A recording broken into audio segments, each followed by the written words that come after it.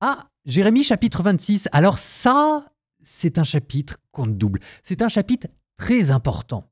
Souvenez-vous, on lit en parallèle 2 rois et le livre de Jérémie, et pour l'instant, il y avait quelques siècles d'écart, même si c'était pas trop problématique, parce que ce que nous disait Jérémie valait de tout temps, de toute époque.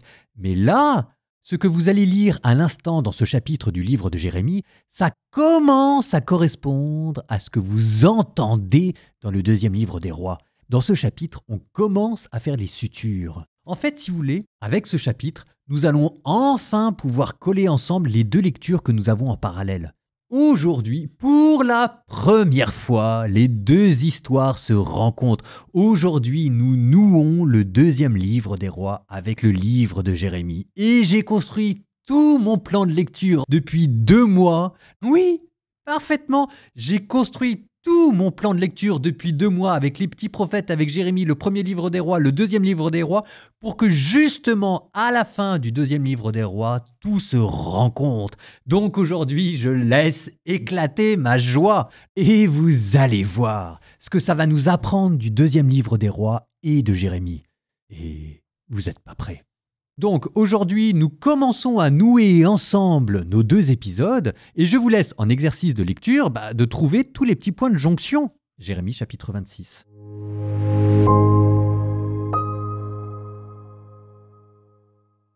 Au début du règne de Joachim, fils de Josias, roi de Juda, il y eut cette parole venant du Seigneur. Ainsi parle le Seigneur. Tiens-toi debout dans la cour de la maison du Seigneur. Aux gens de toutes les villes de Juda qui viennent se prosterner dans la maison du Seigneur, tu diras toutes les paroles que je t'ai ordonné de leur dire. N'en retranche pas un mot. Peut-être écouteront-ils et reviendront-ils chacun de son mauvais chemin. Alors je renoncerai au mal que je projette de leur faire à cause de la malice de leur acte. Tu leur diras donc, ainsi parle le Seigneur, si vous ne m'écoutez pas, si vous ne marchez pas selon mes lois, celles que j'ai mises sous vos yeux, si vous n'écoutez pas les paroles de mes serviteurs les prophètes que je vous envoie inlassablement et que vous n'avez pas écoutées, je traiterai cette maison comme celle de Silo.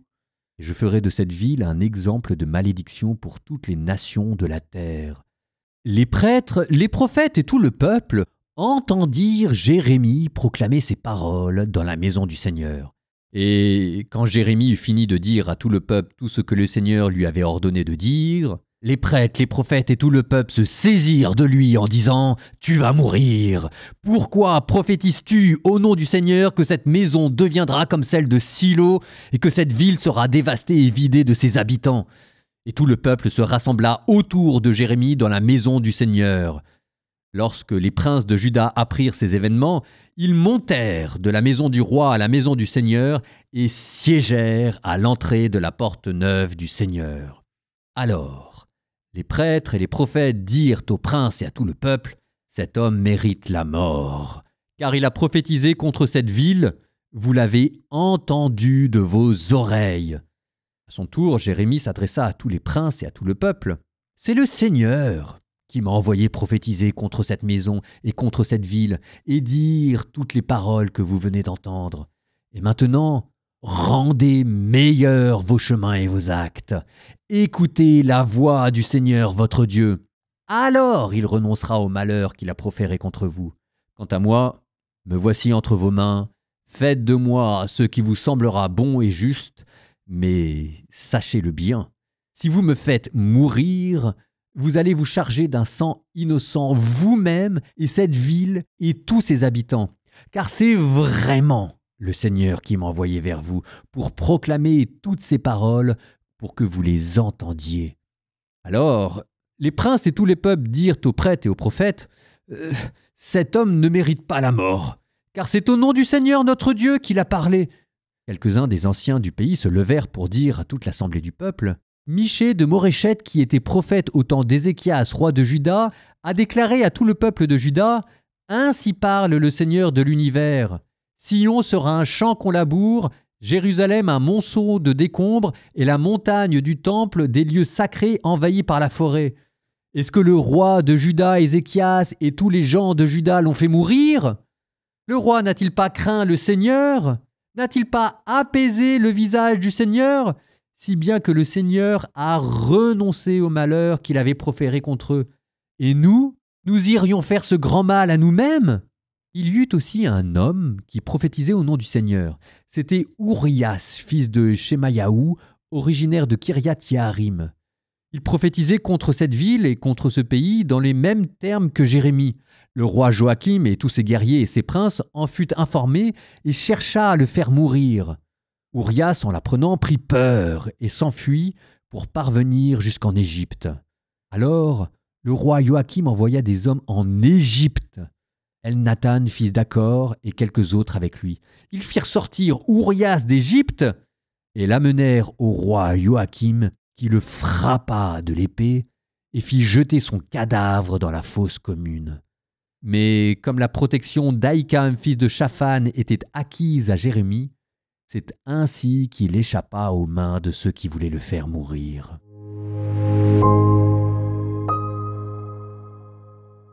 Alors, est-ce que vous avez trouvé les liens entre les deuxièmes livres des rois et ce que vous venez d'entendre dans le livre de Jérémie? Je commence avec un lien lointain. Jérémie qui vous disait que le temple de Jérusalem allait être détruit comme le temple de Silo. On l'a déjà vu, c'est le premier livre de Samuel. Silo, c'était le premier sanctuaire, avec le grand prêtre Élie, la lignée maudite, qui avait fait n'importe quoi. Les Philistins avaient pris l'arche, avaient détruit Silo, et ensuite, la famille d'Élie avait été exilée à Anathoth, précisément de là d'où vient Jérémie. Ce qui fait que lui, le sanctuaire de Silo qui a été détruit, il y est particulièrement sensible.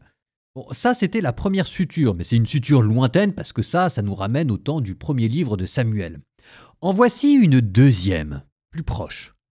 On vous a parlé d'un prophète, le prophète Michée. Alors, faites attention parce que des Michées, il y en a plusieurs. Là, il s'agit de Michée de Moréchet. Verset 18. Quelques-uns des anciens du pays se levèrent pour dire à toute l'assemblée du peuple: Michée de Moréchet, qui était prophète au temps d'Ézéchias, roi de Juda, a déclaré à tout le peuple de Juda: Ainsi parle le Seigneur, Sion sera un champ qu'on laboure. Eh bien, ce prophète Michée, c'est celui dont on a lu le livre. C'est le prophète Michée. Et en plus, on vous dit qu'il a exercé son ministère au temps du roi d'Ézéchias, roi de Juda. Et Ézéchias, roi de Juda, c'est le grand-père de notre roi Josias qu'on est en train de lire en ce moment dans le deuxième livre des rois. Donc là, ça se rapproche. Et voici une suture encore plus proche. C'était le dernier verset que vous avez entendu, le verset 24. Quand on vous explique comment Jérémie a-t-il pu échapper à la mort. Voilà ce que disait le verset. Mais comme la protection d'Ahikam, fils de Shaphan, était acquise à Jérémie, il échappa aux mains de ceux qui voulaient le faire mourir.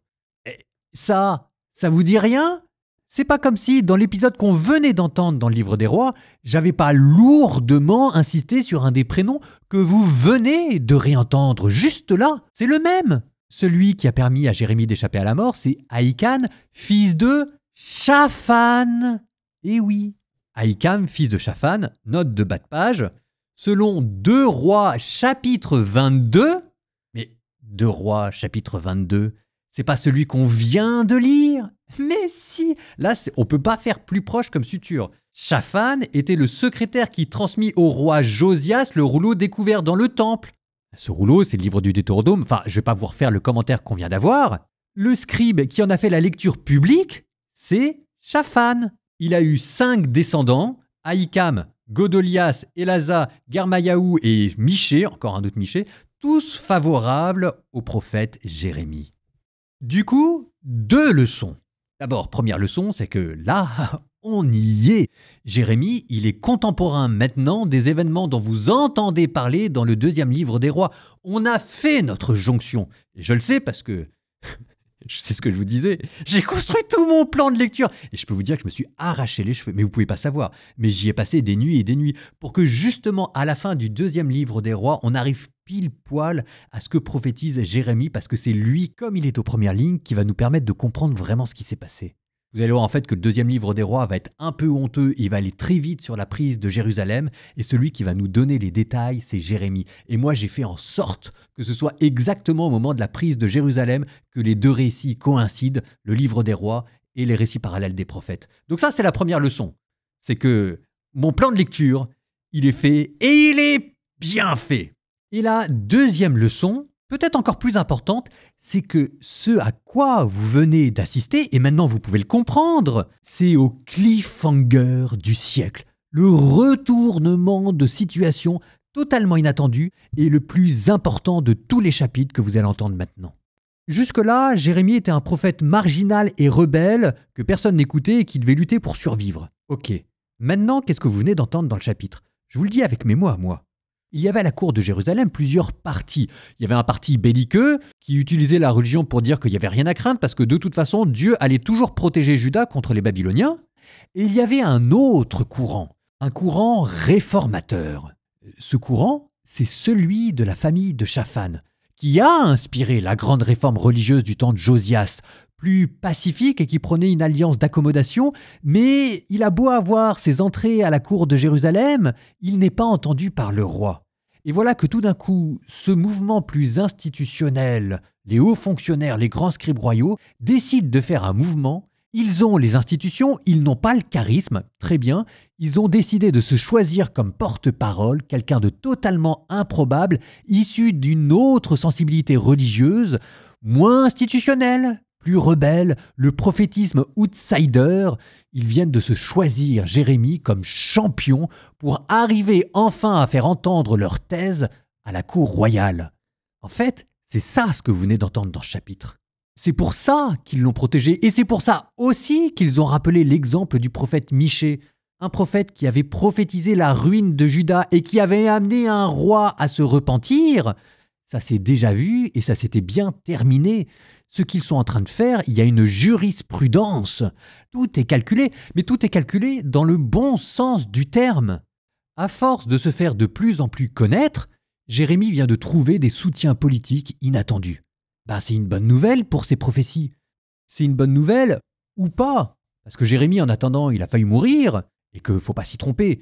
Des scribes royaux qui décident de miser sur un prophète outsider, c'est parce qu'ils n'ont plus de coups à jouer. Ce sont les deux pestiférés de la cour royale qui viennent de faire alliance. Mais deux pestiférés qui font alliance ensemble, ça donne pas forcément plus envie de les écouter. Alors c'est curieux, parce que quand même, Jérémie, on comprend qu'il soit pas écouté, mais Shaphan, sa famille, derrière, c'est la grande réforme, c'est Josias.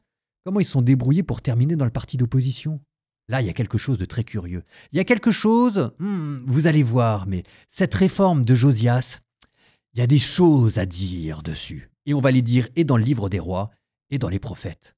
Nous terminons par une prière. Au nom du Père et du Fils et du Saint-Esprit. Amen.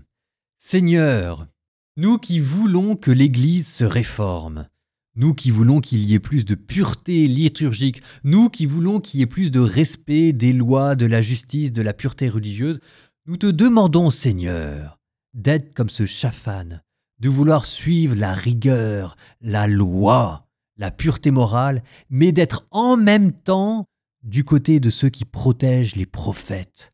Nous te demandons, Seigneur, de ne pas être du côté de ceux qui ne prennent dans les réformes de l'Église que ceux qui les arrangent, au risque d'oublier l'Évangile, mais nous te demandons, Seigneur, tout, et la pureté, et la rigueur, et le souffle prophétique, et la justice, et la charité. Nous te demandons tout, de ne rien laisser. Seigneur, nous te demandons d'être chrétien, et en prêchant le royaume du ciel, de ne pas prêcher un royaume simplement humain ou terrestre, mais en prêchant le royaume du ciel, de vraiment prêcher le royaume du ciel.